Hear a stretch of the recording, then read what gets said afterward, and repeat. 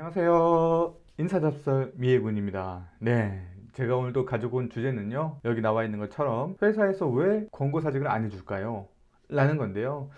회사에서 권고사직을 안 해주는 이유, 그거는 없는 것 같습니다. 그냥 안 해주는 거예요. 권고사직을 되게 많이 한다? 그렇다고 해서 회사에 특별히 뭐 불이익이 가거나 이런 건 없는 것 같아요.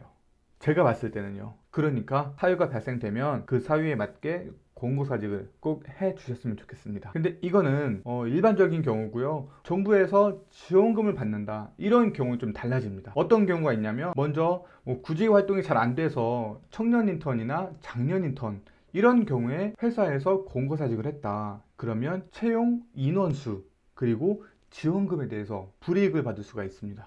그래서 잘 안 해주는 거고요. 두 번째로 고용 유지 지원 사업에 대한 제한이 있습니다. 어떤 거냐면 여기 나와 있는 것처럼 고용 창출, 안정, 유지 이런 거에 대한 장려금이 있는데 뭐 몇 개월치에 대한 인건비를 나라에서 지원을 받든지 아니면 사대보험료를 나라에서 지원을 받든지 이런 경우들이 있어요. 하지만 여기에서도 마찬가지로 회사에 공고사직이 있었다. 이런 경우에는 이런 지원금에 대해서 약간의 페널티가 있습니다. 그리고 또 가장 중요한 거 청년 내일 체험 공제 이런 게 있잖아요. 이런 청년 내일 체험 공제도 마찬가지로 회사에서 공고사직이 발생됐다. 그러면 가장 마지막에 입사했던 청년 내일 체험 공제 가입자가 갑자기 제외가 되는 이런 사태가 발생됩니다.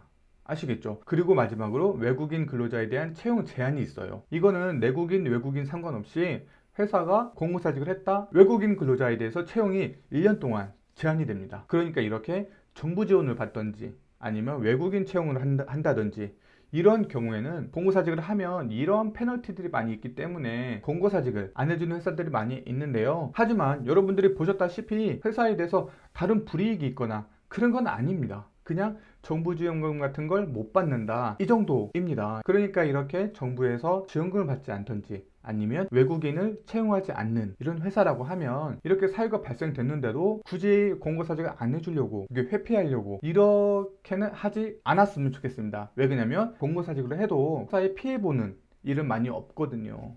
아시겠죠? 그럼 또 언제든지 궁금한 내용 있으시면 댓글로 달아주시길 바라겠습니다. 그럼 여러분 또 퇴근하십시오. 칠퇴.